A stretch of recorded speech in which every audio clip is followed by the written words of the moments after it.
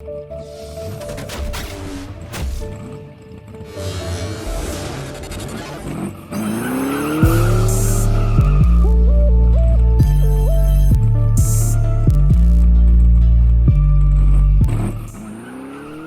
welcome to ClarksPlace.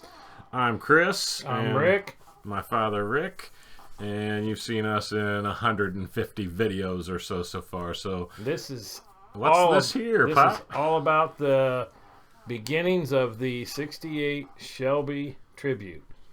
And it's a GT 500. These are the first pictures up in Maryland there. Yeah, this is where our friend Mike, who's Mike's Mustang, brought it to me. Yep. It was a '68 GT, candy apple red, 302 4-barrel J-code car, and it looks actually pretty good. I mean, you'll see in these pictures it was not as good as it looked. It looks like a pretty complete car right there. Yeah, interior, everything was in it, motor. But it doesn't look like it's near what this teardown shows in this video. So this will be part one of a two-part series here. Yep. We've got this first video basically just shows everything. This was before I lived in Florida, and Pops kind of tore this all apart. And I make a couple guest appearances here as I usually vacation to Florida 3 or 4 times a year to see the family. This started probably 2017. I think it was 17. When I bought this car. And you can see, I mean, as I saw it in his yard, it was not a bad looking car. I mean, yeah, it had rust. I knew I was going to have to do a lot of repair. But I guess I didn't realize how bad it was. But you can't be picky when you're buying a fastback. There's not very many of them around. Oh, I see it has the GT flip-top gas cap back there. I saw that.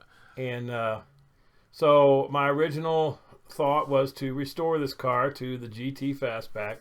In the red, it had the, was it parchment interior, yep, which was a kind of an off-white. And, you know, it'd be a nice GT. But the more and more I thought about it, I thought, you know, if I'm taking it down to all brand new metal just about everywhere, then why not make what I want and build a Shelby Tribute? Yeah, I think that was my main question. Is you've always been the purist, putting these cars back together. What was the main deciding factor? Was it just because the Shelby's a lot cooler car and it's the same amount to restore it? Why not make it a super sweet looking Mustang? That's right. And plus, I was always in the back of my mind, I had a 428 Police Interceptor 1968 block.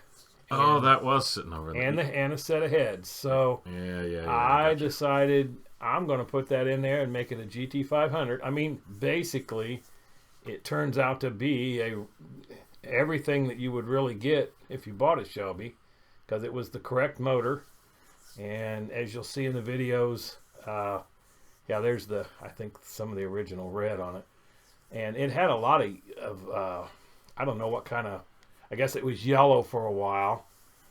But, you know, you can see a little bit there's the motor. Like I say, I think all these first photos I thought we could talk over because it's all just documenting exactly how I don't think you've torn into anything yet. No, these are all just kind of documenting everything. Yeah, because my thought was I want to try to put this back together the way it was. Initially, that was what you were thinking. Yeah, but it did have some options. Power brake, had console, shifter, you know, automatic.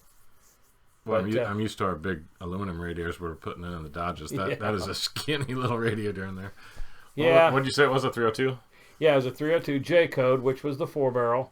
And I believe, reading about it, that is what Carroll Shelby took from Ford, were J-code cars to make the 67, 68 Shelbys. Well, I think you have the Marty report for this car as well. I do, and maybe we'll take a picture of that and maybe put it in the second phase of this one or something. But okay, yeah, I was gonna say I don't think I've seen that. I just thought I saw it up in the garage. Right.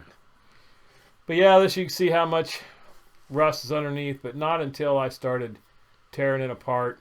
That those frame rails are there, but then when I started messing with it, they just kind of like paper mache. There wasn't much to them. Of course, floors, you usually always got to replace them. This car, I think, set at a guy's place that Mike Hedges got it from. He bought a few fastbacks from this guy. They set in the dirt up in Maryland. Is this the one that he bought like 10 fastbacks? And I think it was 7 and a couple other cars, but it was something like that. Yeah, there's some of the parchment interior, the original. looks like black panels. Yeah, there. somebody put it. There was black. Oh, those are the vents for the side. Yeah, black panels, but trying to think if the seats were. I can't remember. It's been a few years. I guess those are. It could have had black interior too. Yeah, you kind of chose. I think the tan in it looks great with the red. Yeah. There's the way it is now. There's some of the red, I think, underneath. But yeah, it just it needed everything, which you'll see. That's that piece there in the center. That's that piece we had to fashion. Yeah, because I think that one side was like all gone, just toasted. Got our Milwaukee tools there, and seats are still in it. Yeah, they were black seats. Oh yeah, see, they were black. Yep. They weren't parchment. So somebody changed. And that wheel hub doesn't look too bad, but I guess that's the front angle that. Somebody probably made it a not lemon twist. That's something with Mopar, but a sunlight yellow or something like that. Yellow. And what's the egg color for? It's not Wimbledon white, but there's an eggshell color too. I thought for Fords. Yeah, well, I think they probably switched it over and black interior with the yellow. Looked better than the parchment, because to me the parchment just looks like dirty white compared to a white interior. Yeah, but with the candy apple red, which you'll see later once it's in part 2, when it gets painted and we start putting it back together. Little hinges there, they're all rusted. Yeah, it's got the export type brace. Is that what it's called? Export brace. Yeah, the battery tray all completely gone there. Yeah, that one's all gone. And I started ordering parts for it, the bad parts, and I think I bought a tail light panel, trunk deck, some things like that for it. And I ended up selling them to another guy down here in Jacksonville, the Jacksonville Mustang Club, because I changed my mind in the middle of it and went with the Shelby. So here we're just stripping it down. Yeah, it looks like you're getting some stuff off of it now here. And every time I'd strip it down or get out there and work a little bit, the floor is just all the way through there. Oh yeah, it's.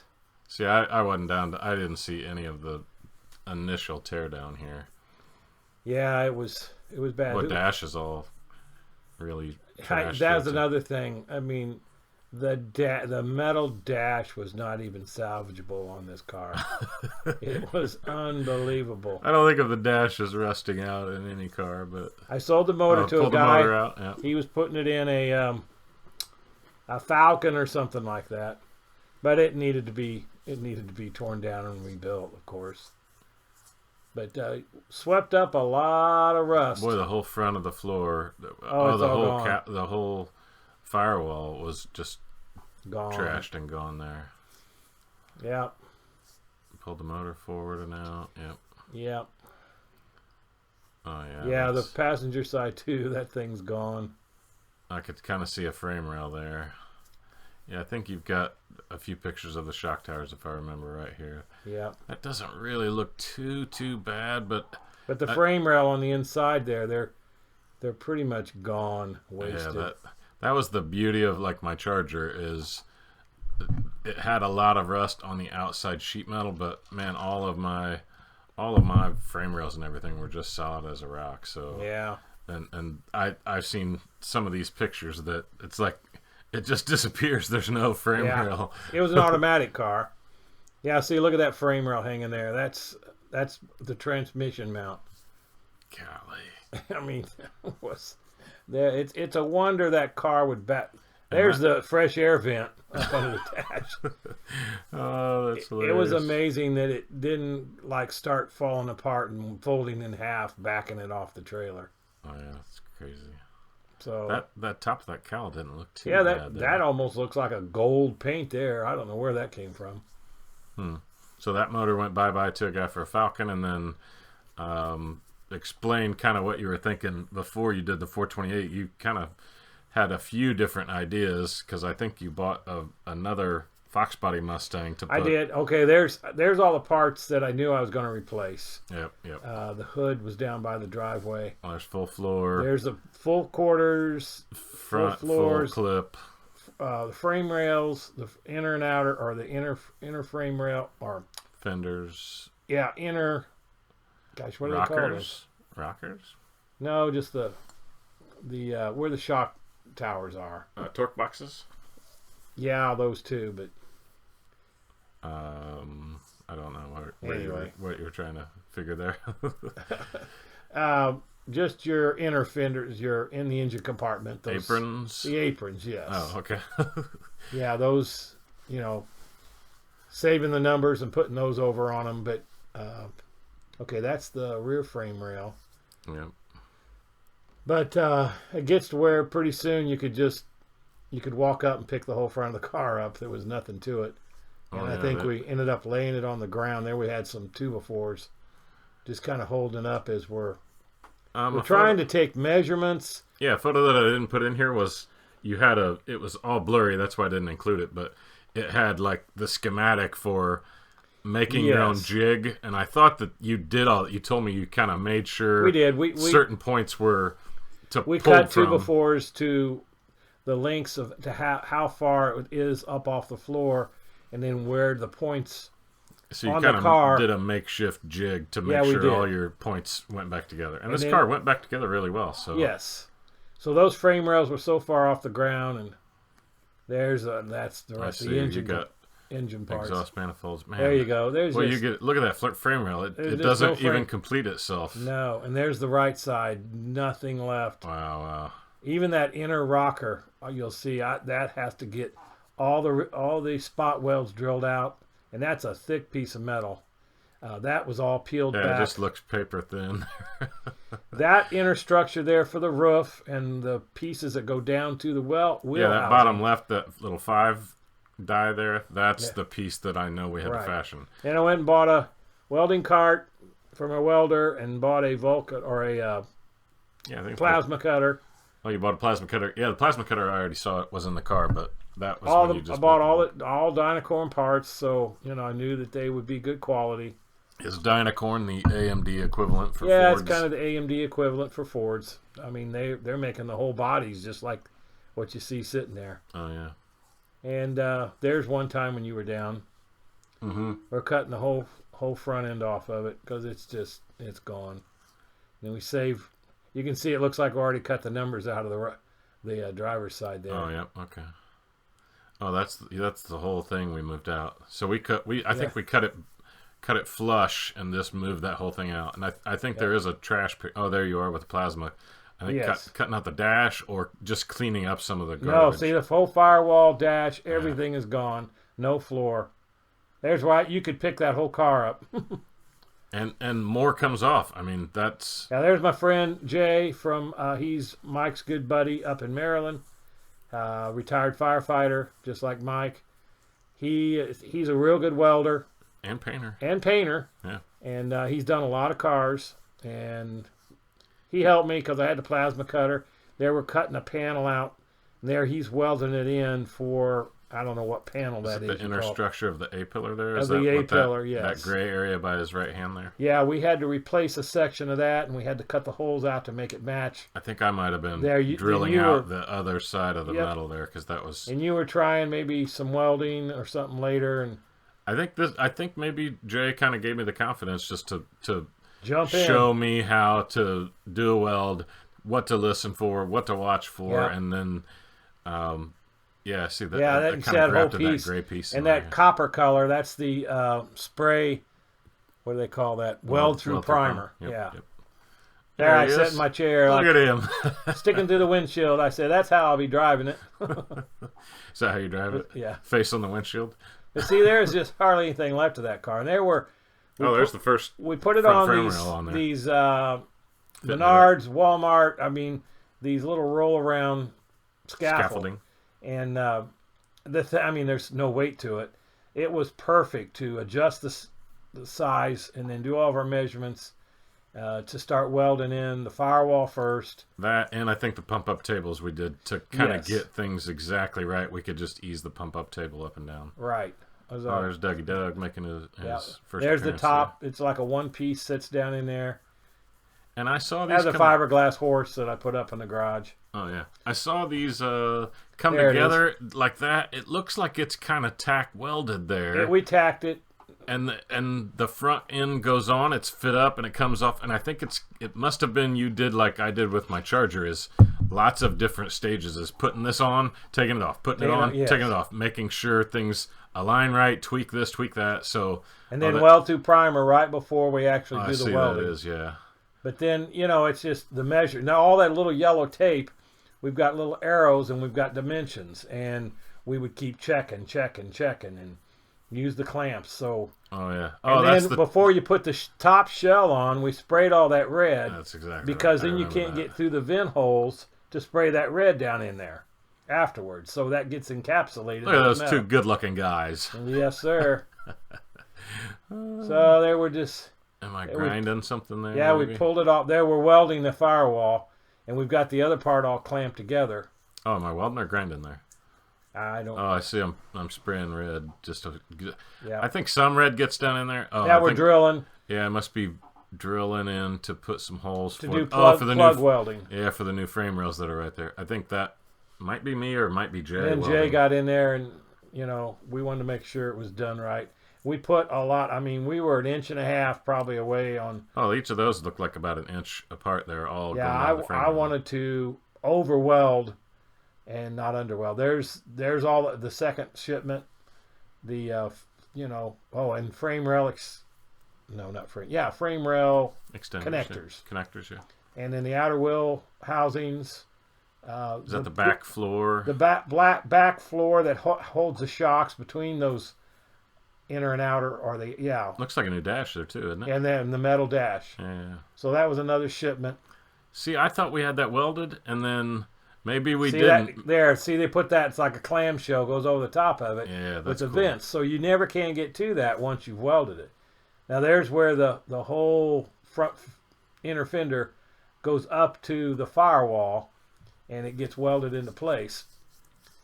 And I there's think a little you were- crank-up table we had holding the back. I think you were really particular, and that took some time to that's probably finally get weeks. that welded in. Is like to say, okay, this needs to live here. This is exactly where this Right. goes to.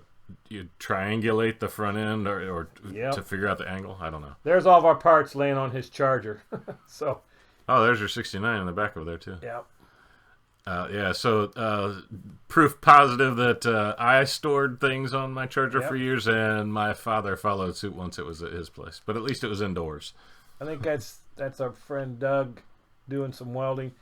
He probably first did some welding on this car, and probably me too for the most part is doing a lot of welding because the welder was new. I'm using the Vulcan before Chris got down here and bought a real nice Miller, so we hardly use that Vulcan now. There's the dash behind him there. Kind of blurry there, but I think he's cleaning up floor pieces. Oh yeah, it looks like all the floor's pretty much gone now. And you'll see in a second where that whole inner rocker panel on the inside was drilled and taken out. And there's the tank. Yeah, there's his charger. Oh, there's a full floor, a one-piece floor. And there's the inner rockers. Ladies and gentlemen, there is a charger under all that garbage. Yeah. Wait a minute. It had a Mustang on top of it at one time. That's where all those dents come from. I didn't do it. It came from you. Yeah. So you can see, I mean, weeks go by just making a little progress here and there. And there was my 69. And then there's the extra transmission support that goes across. Oh, is that the support for that? And that kind of ties those two frame rails together, doesn't Yeah, it? it does. And there I'm using chisel. Now, is that the rocker? You're peeling off the inner rocker? Yeah, see, it's all been taken off of that side. So you had to put all new inner rocker on the whole dang thing, too. Surprisingly, the outer rockers, the whole circular door frame and roof section, all that was good on it. I wonder how that survived when... I don't know. everything else was so cancerous. I mean, seeing all these photos reminded me of my Charger. It's like it's all there, but man, the metal is just it's not good metal, and it looked like the outside of those rockers looked pretty decent. There's the rear torque boxes already welded to the rear frame rails, and there's your front. Is that the front part of the front of the torque box? Yeah. And then the front frame rail. So it looks like probably Jay stitch welded that stuff together. And then I filled in. He might have spotted it, and then I stitched all around because I wanted to have it extra. Yeah, by our welding standards today, that's not the best weld. No, but I know it got cleaned up and it looks great now. So yeah, and it looks like you were about an inch apart on all your welds, throwing all those, and that's the floor down. Yeah, it looks all really good. Yeah, then the other floor goes on top of that. But I tried to... I mean, it doesn't look really good because none of this has been cleaned up at all, but it looks like it's all welded like it should be. That's the ground getting ready to do the plasma cutting. There's the whole inner rocker's been cut out. And that's the rear seat area. That's the B-pillar on the passenger side there, I believe. Yep. Now there's the whole... Oh, yeah, that photo's like an absence of a photo. There's no quarter on it anymore. That's right. Oh, and looks like you've chopped the rocker, and that is the... Well, it was a cutting point, and there's the inner fender wheel housing. So you cut the whole wheelhouse out there. Boy, there's... Yeah, see, all that, and I was trying to stitch around that support that comes down and rests on top of that inner wheel. Oh, where that was peeled back, and it was even, you can see it was even rusted. I had to cut it off and fabricate about an 1 to 2 inch piece where it was rusted. Oh, that's a gas tank area from the trunk. Man, by that wheel well or wheelhouse there. Yeah. Man, that was just all gone. There's the rear frame rail and the torque boxes, and then all the pieces falling on top of them. And then I just cut up to the door jamb and left it, and then I did the actual chiseling, taking that all out. And they must have done some more welding on that. Yeah, I must have. Photo. And it looks like you cut off half the rear. Yeah, there's a whole rear tail light. Now that whole thing is gone and kind of cleaned up, but I still haven't cut the upper part. There's that's like a whole car outside that we're going to be throwing away. Oh, I see. Boy, most of the back of the end of that car is gone. Yep. Now we're just, trying to get things level. So I'm always working with level. Yeah, there I've cut it. And I did it in two stages there. I did the whole passenger side first. There's a frame rail put in with all my measurements. Oh, I see. Oh, you did driver's side. There's your inner first. rocker's been put on. Mm-hmm. And then I would cut and take the rest of that quarter out and then lay the new quarter on it and then work my way across the back. So that's just hanging out into space right there, that back. That's right. According to the measurements and stuff from the paperwork that I had. Gotcha. Wow. So, yeah, it was kind of scary. It's like, is this going to be? And I think before we put the floor in, we kind of had to pull those together to make the alignment right once I put the other side in. I think there's a picture that there's a lot of straps and stuff that I was like, this looks kind of... There, I got it fit up on there, and maybe even tacked in. And you can see where it's black, where the roof is. That's there. I don't know if you zoom in, you can see a little inch or two rust encapsulator piece. Stuff on all that. Yeah, there the rocker's still gone. Oh yeah, I see. And it looks like you've cut out the passenger side on the other side on the left there. Yeah, looks like there's the new inner rocker to get put up on. The metal land there. Yep. There I did the same thing to that side. Cut most of it out so I could get my frame rail in. Yeah. And then I surgically cut around the B-pillar or B-pillar there or whatever you call it. Yep. And expose where I'm going to put the driver's side on or the passenger side so on. That quarter actually makes up your whole window. Yeah, it's the whole window. There. It's where your back window goes. But, you gotta peel that off because you can't go cutting because then you cut into the good metal. Yeah. It's even that looks rusted. That's the way it was from the factory. And I think I painted all that with rust encapsulator before I put the quarter on. Similar to my platinum stuff from...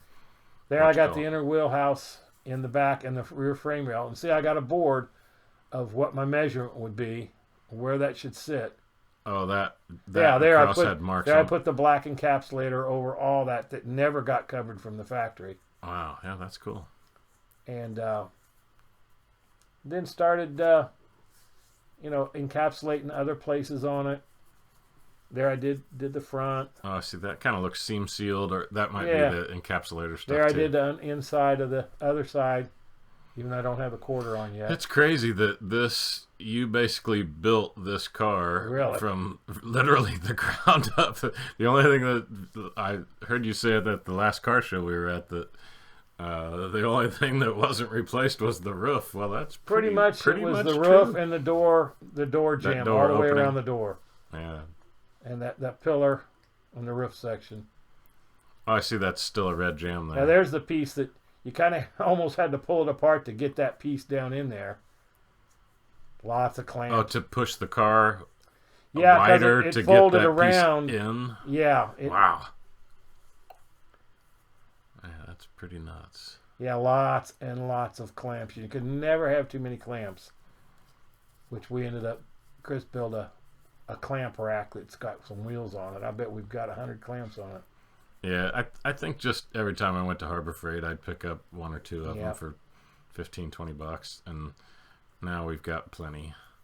I see Yep. these are just kind of all your documenting photos of how it looks. Looks like the center, rear, back area is about in there. And there's the left side of the trunk floor. Oh, so you don't have like a full trunk floor. You've got a big place for the gas tank. Yeah, the gas tank is the biggest part of the trunk floor. I see. And that's something else. You have to have your gas tank handy. If you're doing that, drop it in, pull it out, drop it in.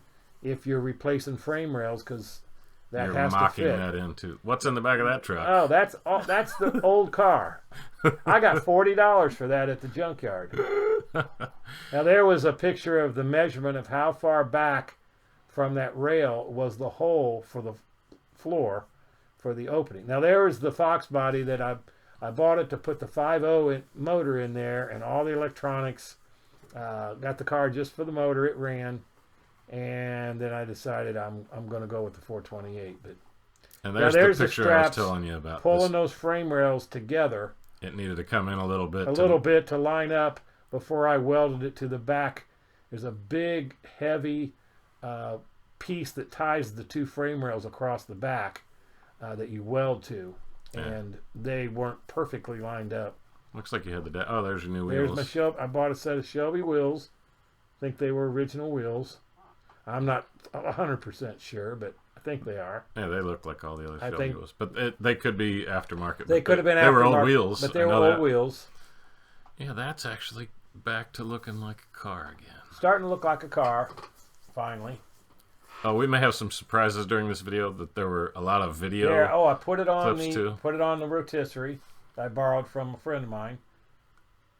Who I can't. Even, Terry. oh yeah, Was it Terry Gossel. Got in the Mustang Club.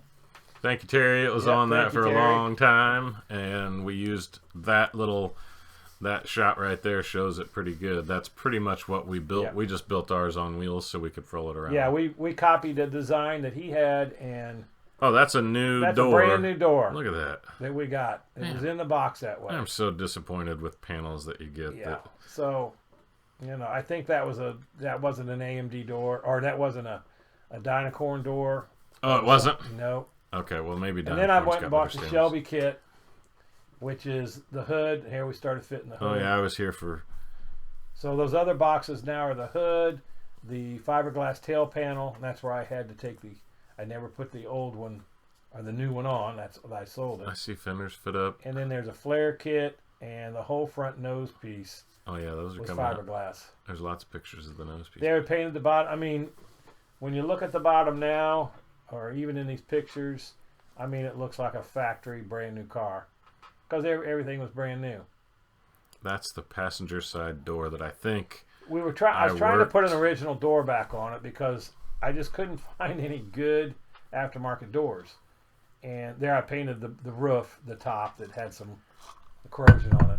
Oh, the But bottom we side of the We top. couldn't fix that door. It just had the inner frame piece was buckled, and just couldn't get it fixed. I know I know there's a picture of me grinding on it to get Yeah. all the garbage off of it. I think it had a lot of Bondo. I think it was creased and bent and wrecked at one point, and that's I think after I spent 5 hours on it, I was like, this is just terrible. And you said, I'll just get I don't remember what you got, if it was Dynacorn or what kind. You have to beware.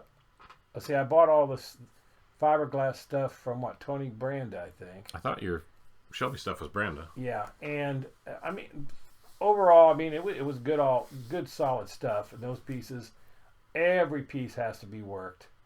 Filing off some of the sides, making those pieces all fit, especially the trunk deck and the rear quarter extensions. We almost had to re-fiberglass sections of it. The nose pieces and stuff, those were pretty good. A little bit, but not too bad. Yeah, I think with where the hood came in, that corner by the hood and the fender right there, that pink piece at the bottom, that I think we just shaved a little bit to make that fit right. But I think the main one, I think I spent putting fiberglass after fiberglass layer on that stinking extension, the rear quarter extension. Yeah, see, that just, I mean, it just looks brand new. I mean, it is, but yeah, it looks it turned out nice. And the fenders were nice. They fit pretty good. They were aftermarket. No, they didn't, remember? Oh, no. Yeah, we'll show that. Yeah, it's in here because I had to get creative. That was holding the doors so we could fit, and then turn. Every time, you got to beware. You start turning it, doing something, and if you don't have your door latched, bam, it comes out and smacks the concrete. Did that Mustang get smacked too? I think so. We are notorious for denting the bottom back corners of doors. Yes. Funny. But yeah, it's just tweaking parts. There's seam sealing, and I couldn't tell what the red was sprayed over the welds for there. I don't know. I don't know either what that was about. They're just trying to. So you welded all that roof and everything to the quarter, put some pieces in, and then fiberglassed over all that? Is that what that was? I think so.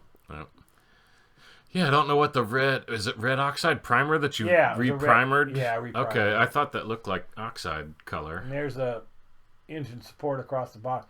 There you can see, one's an original, and the other side is a manufactured piece by us. Manufactured by us, huh? Yeah. Well. Because the other side got thrown away with all the junk. Forgot to take it off or something, and so we just used it as a guide and made it. There's the fold-down rear seat. It was probably attached to a giant piece of rusted metal. That's why it got. You can see how rusty it was. You can buy that whole chrome set, which I did. I don't know, it was a few $100, and then you just buy the carpet set for it. So that looked brand new when we were done, but I was just trying to take pictures before I took it all apart. Yeah, but I think all that fold-down stuff is expensive. Yeah, it wasn't cheap, but that's part of the actual back seat there. But I think yours looks really good, all folded down, and you can see all the pieces look nice and chrome. Yeah, all nice new chrome. Well worth doing that. There's before buttoning we cut up the back end a little bit. Yeah, see you trying to fit those on. I mean, they just. It's like pathetic. It's like this doesn't even it doesn't even line up. I would say that I might have been holding it a little bit off, but they were almost that bad. Yeah. That every edge was sticking out the wrong way and needed to be filed down, and then other edges needed to be really built up. So I mean, had to put Duraglass on it and then shape it and Duraglass it. There's a lot of fitting has to be done. There's other companies that will brag that, they do all that. They're made from good parts. There's your Fender Extension there. Yeah, they're just the doors and stuff. Like that door we're still trying to make work.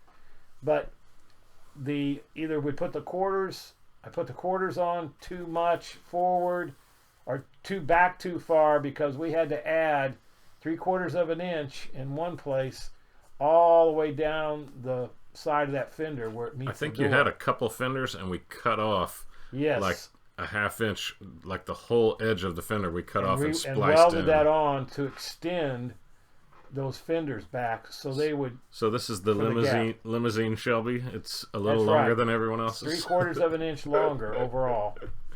That's awesome. I think it is, but that's some things you have to do. I mean, we couldn't bring the quarter forward, and the doors were only so long, and the fenders only have a certain adjustment unless we wanted to shave the hood and the whole front end parts up.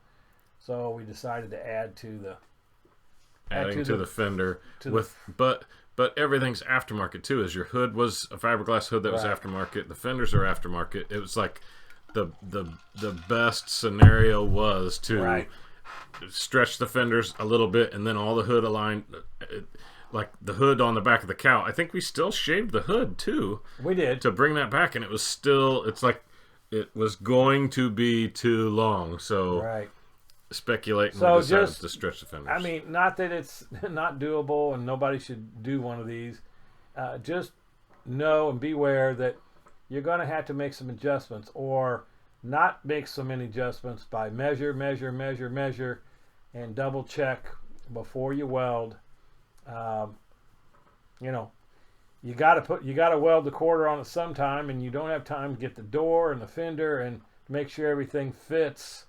But do it temporary till you know you've got plenty of play one way or another before you weld. But you welded your quarters onto an existing door jamb that you didn't change. So I know. That's there's after we welded all that on, ground it off, and there's my first attempt at door gapping. Yeah. Saw this done on Ken Diggs' show, Bitchin' Rides, and I thought, man, because the gaps, this needed Bondo on some filler on the fenders anyway, and also across the back there. I think we making it right with the trunk deck and all that, but ended up getting the gaps on this car about as good as any that you'll see out there. Just took a big paddle and swiped down the whole door, and then hang on. That car was delivered for a person. We had to tie it to a tree to pull it off. It pulled the front of the car off. It was so rusty.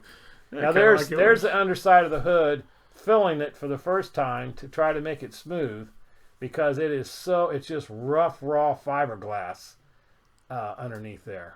Yeah, so, I think I've seen a lot of fiberglass hoods that look like that though. But trying to make it as smooth as we could, and put Bondo in there. I think I did probably 10 rounds of filler. Yeah, I think fiberglass and all that good stuff.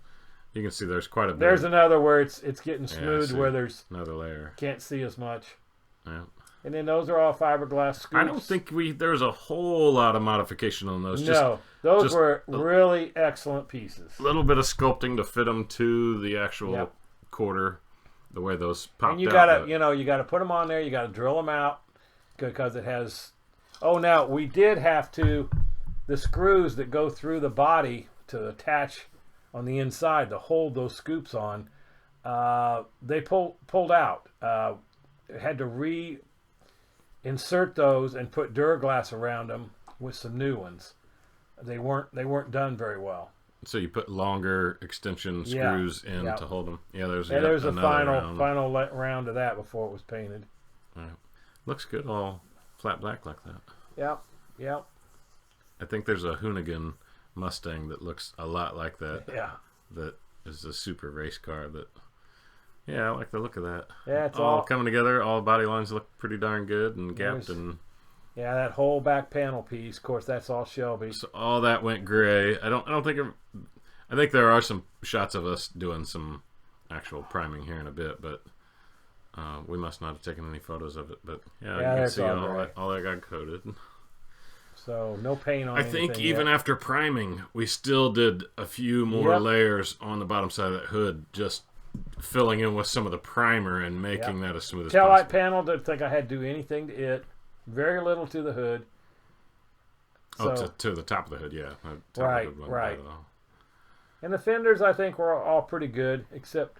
All right, this is getting into. Oh yeah, we're making our rotisserie because he needed the rotisserie back, so we made a yellow set and a blue set. Yeah, now it's on our new rotisserie, which it's got wheels. You can wheel it around. You looked happy there and dirty. Yeah, dirty and happy. You got a new cutter there. A new chop saw, Milwaukee, that to cut that metal. First time it was upside down. I think we were just testing and watching and listening and making sure it would hold it.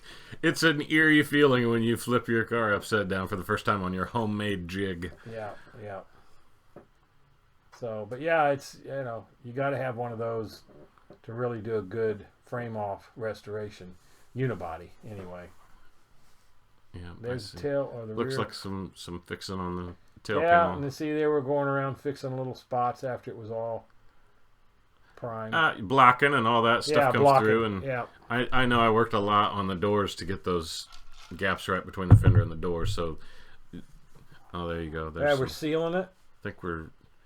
I think that might be gray primer still, because sealing didn't happen until we built the paint booth, which is what the next video will start out showing, is us building the paint booth, and we'll go through, when we see those photos, kind of all the trials and tribulations you can have with a homemade paint booth.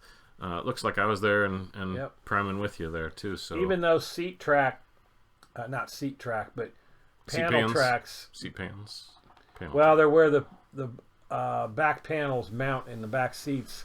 They don't come on the floor. You have to remove the old ones, and they're kind of flimsy to get those welded in. Yeah, they were repriming. Well, all we had was black primer on it before. Yeah, I don't know if we did a black and a gray and a black and a gray. Yeah, I think we were doing that alternating. Were we? Okay. Yeah, it looks pretty good. Yeah, this is on our new, the new rotisserie. Had to show that off, that we could spin and paint and get on the bottom side. There we got our big ladder out in the background there holding the other parts up. I'll tell you, a nice day is when you can put your grinders away. Yeah. When you know your welds all look good now, and yeah, there you are coming down the panel there. That looks looking good. Yeah, when you don't have your grinders, and I was thinking of something else too that you don't have. That you can put your away torch. certain. You got your torch cart put away, or your welder. Yeah, it looks like we hung up the hood there to prime. And yep. Yeah, it looks I think good, it's pretty good. Of course, it still has to probably be blocked and then sealed and all that stuff. But yeah, this might have been just the first round of real primer to start body. And what we would do is we'd turn the lights out. Chris had saw something on the internet, and you take a flashlight and you shine up kind of like in your along the body, and any little shadow, it shows up. Little low spots, little chips, dings. I mean, you don't see them because it's especially in the light, but you take that flashlight over, and if there's the smallest little indentation, you can get all that worked out. Yeah, you can find some little nicks and chips and things like that, and then address with some poly filler and stuff like that. But I think the black doesn't show it like that gray. If you shine a light down the side of that panel, with the lights all out, just one single light, you can start to see it. Looks like you got a tree built there to hold all your stuff. We did, everything. We built a little tree to hold the stuff. And got it over there. Yeah, there's the lumber, getting ready to build the paint booth. Oh yeah, that's a little foreshadowing on our part. Yeah, there's working the gaps a little bit further. I think the front of the gaps, and then also where the door's shut. And you got to consider the weight of the door with the windows and all of that. Once all that's in, making sure that when it closes, those gaps are going to be right. I spent a lot of time on that there. And that's how you damage your door right there. That's how your door swings open. Yeah, it's just another round of blocking. I think the next photo shows where we dropped the fender. Nope, not that one. Maybe it's the next one. But we did drop a fender and chipped out some of, and had, I think we had to re-fiberglass and put some more Bondo to make the top of it right. Yeah. But, I mean, everybody that works on stuff, stuff happens, and we had our fair share of stuff on this. So this is about it for the first video. That's pretty much it, getting the body and everything up to primer. Yep. And then please like and subscribe if you like what we're doing here with these cars. And definitely click the link at the end here. We finish on this slide here. This is what's coming in the next. Little foreshadowing here for you. So stay tuned for part 2. Yeah, it's going to be awesome. Thanks for watching, everybody. Bye-bye.